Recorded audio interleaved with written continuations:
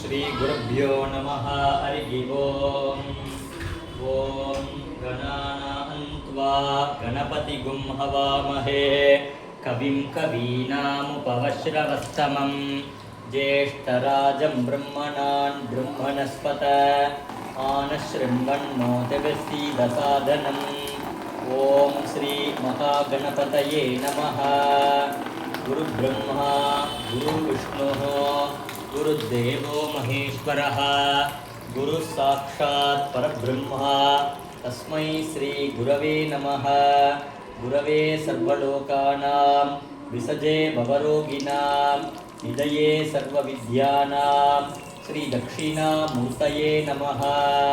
वाकर्ताविव संवृक्तौ वाकर्तप्रतिवर्धये जगतः पितरो वन्दे पार्वती परमेश्वरौ।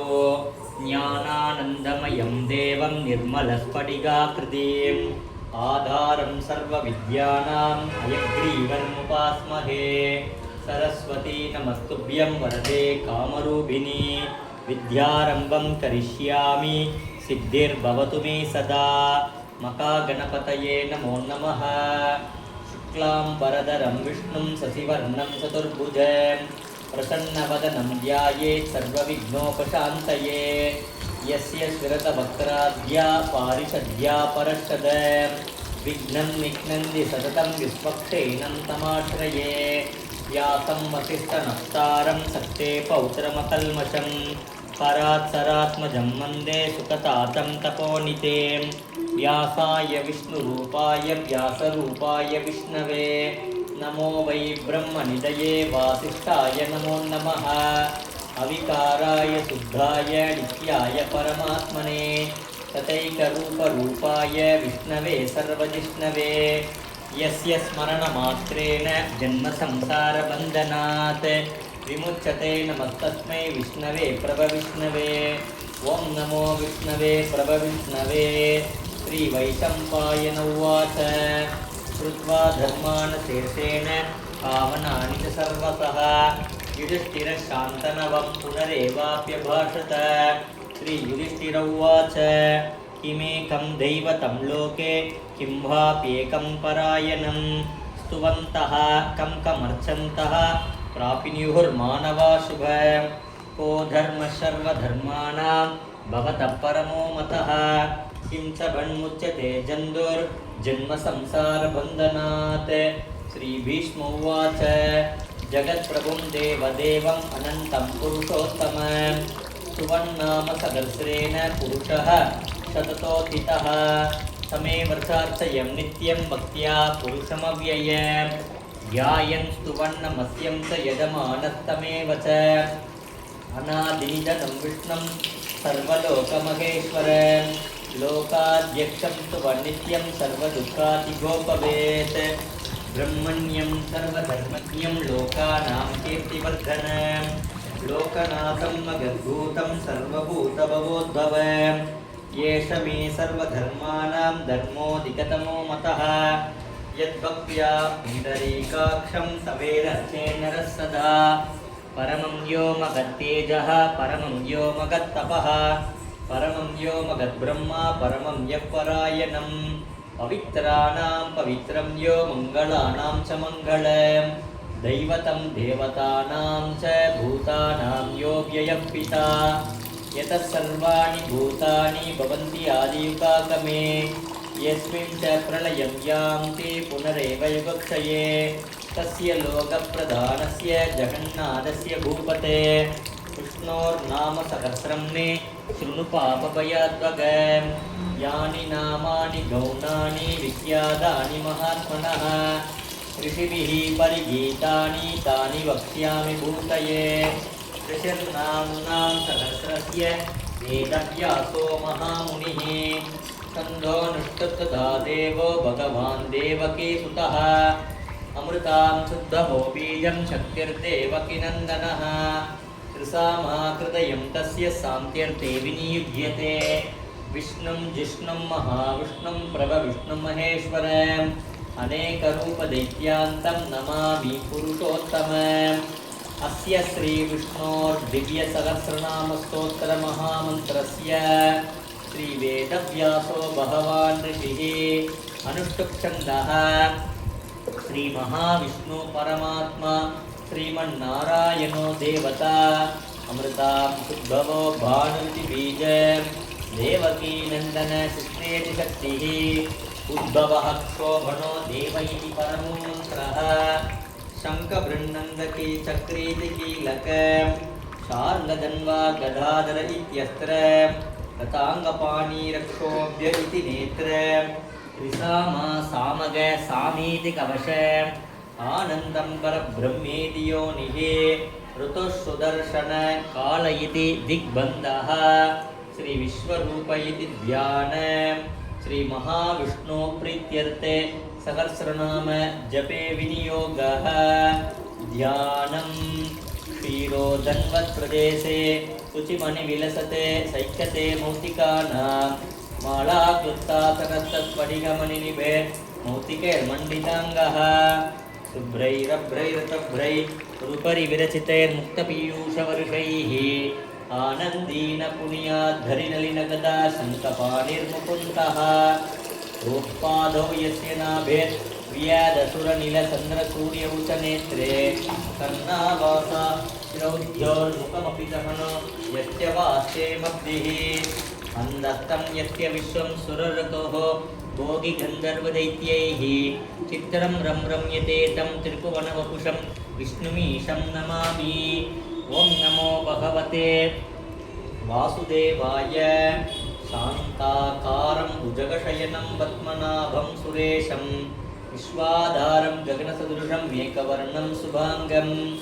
लक्ष्मीकान्तं कमलनयनं योगिगृध्यानगम्यं वन्दे विष्णुं भवभयहरं सर्वलोकैकनाथं मेघश्यामं पीतकौसेयवासं श्रीवत्साङ्गं कौस्तुभोद्भासिताङ्गं पुण्योपेतं पुण्डरीकायदाक्षं विष्णुं वन्दे सर्वलोकैकनाथं नमस्समस्तभूतानाम् आदिभूताय भृभृते अनेकरूपरूपाय विष्णवे प्रभविष्णवे ससङ्गसकरं सकरेटकुण्डलं सपीतवस्त्रं सरसीरुपेक्षणं सहारवक्षस्थल शोभिकौस्तुभं नमामि विष्णुं शिरसा चतुर्भुज छायायां पारिजातस्य हेमसिंहासनोपरि आसीनमम्बुदश्यामम् आयताक्षमलङ्कृतं चन्द्राननं चतुर्भागं श्रीवत्साङ्कितवक्षसं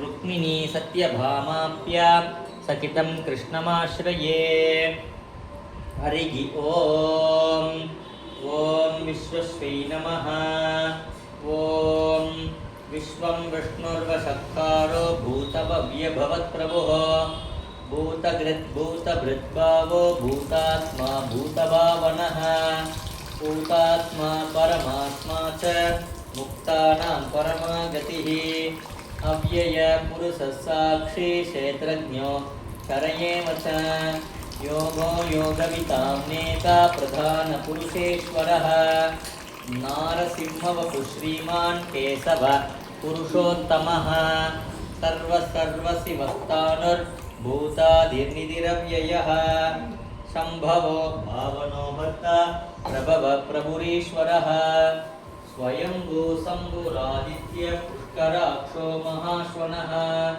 अनादिनिधनो दाता विधाता धातुरुत्तमः अप्रमेयो ऋषिकेशो बद्मनाभो मरप्रभुः विश्वकर्मा मनुस्पष्टा सविष्टस्तविरो ध्रुवः अग्राह्य शाश्वतकृष्णो लोहिताक्षप्रदर्दनः प्रभूदत्रिगुप्ताः पवित्रमङ्गलं परम् ईशानप्राणदप्राणो ज्येष्ठश्रेष्ठप्रजापतिः हिरण्यगर्भो भूगर्भो माधवो मधुसूदनः ईश्वरो विक्रमी धन्वी मेधावी विक्रमक्रमः अनुत्तमो दुरादर्शकृतज्ञकृतिरात्मवान् ॐ महिषध्वजाय विद्महे दण्डगत्ताय धीमहि तन्नो वारागी प्रचोदयात् ॐ ऐं क्लौं ऐं नमो भगवती वार्ताळि वार्ताळि वारागी वारागी वरागमुगि वरागमुगि अन्धे अन्धिनि नमः रुन्धे रुन्धिनि नमः जम्बे जम्भिनि नमः मोगे मोगिनि नमः स्तम्भे स्तम्भिनि नमः सर्वदुष्ट प्रतुष्टानां सर्वेषां सर्ववाक्स्चित्त चक्षुर्मुख कतिजिह्वा स्तम्भनं गुरु गुरु शीघ्रं वस्य ऐं क्लौं ऐं टः टः टः टः हुम् अस्त्राय पटे श्रीवारागी अम्बिकायै नमः। ॐ श्रीगुरुभ्यो नमः। हरिः ओम्। ॐ ज्ञानानन्दमयं देवं निर्मल स्फटिकाकृतिम् आधारं सर्वविद्यानाम् अयग्रीवर्मुपास्महे। सरस्वती नमस्तुभ्यं वरदे कामरूपिणी विद्यारम्भं करिष्यामि सिद्धिर्भवतु मे सदा। ॐ महिषध्वजाय विद्महे दण्डहस्ताय धीमहि तन्नो वारागी प्रचोदयात्। ॐ ऐं क्लौं ऐं नमो भगवती वार्ताळि वार्ताळि वारागी वारागी वरागमुगि वरागमुगि अन्धे अन्धिनि नमः रुन्धे रुन्धिनि नमः जम्बे जम्बिनि नमः मोगे मोगिनि नमः स्तम्भे स्तम्भिनि नमः सर्वदुष्ट चतुष्टानां सर्वेषां सर्ववाक्स्चित्त चक्षुर्मुख कतिजिह्वा स्तम्भनं गुरु गुरु शीघ्रं वस्य ऐं क्लौं ऐं टः टः टः टः हुम् अस्त्राय पटे श्रीवारागी अम्बिकायै नमः। ॐ अच्युताय नमः। ॐ अनन्ताय नमः। ॐ गोविन्दाय नमः। ॐ केशवाय नमः। ॐ नारायणाय नमः। ॐ माधवाय नमः। ॐ गोविन्दाय नमः। ॐ विष्णवे नमः।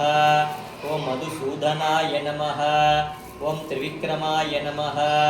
ॐ वामनाय नमः। ॐ श्रीधराय नमः। ॐ ऋषिकेशाय नमः। ॐ पद्मनाभाय नमः। ॐ दामोदराय नमः। लक्ष्मी अयग्रीवाय नमः। नानाविधपरिमळ पत्रपुष्पाञ्जलिं समर्पयामि। सर्वमङ्गलमाङ्गल्ये शिवे सर्वार्थ साधिके शरण्ये त्र्यम्बके गौरी नारायणि नमोऽस्तुते। वारागी अम्बिकायै नमः। नानाविधपरिमळ पत्रपुष्पाञ्जलिं समर्पयामि।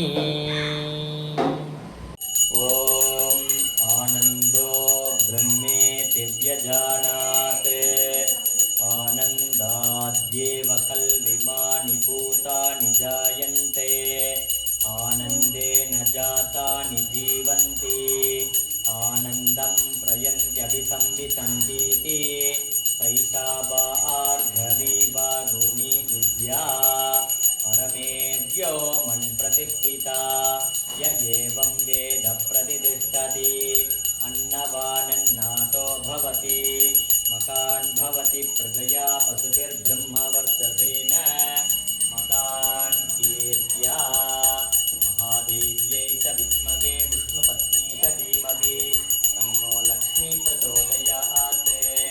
महिषध्वजाय विद्महे दण्डहस्ताय धीमहि तन्नो वारागी प्रचोदयात्। वागीश्वराय विद्महे अयग्रीवाय धीमहि तन्नो अंस प्रचोदयात्। कर्पूरदीपं समर्पयामि अमृतापितानमसि।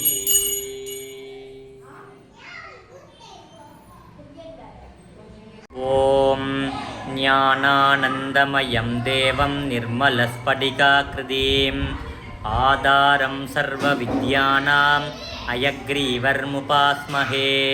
महादेव्यै च विद्महे विष्णुपत्नी च धीमहि तन्नो लक्ष्मी प्रचोदयात्। महिषध्वजाय विद्महे दण्डहस्ताय धीमहि तन्नो वारागी प्रचोदयात्। वारागी अम्बिकायै नमः। लक्ष्मी अयग्रीवाय नमो नमः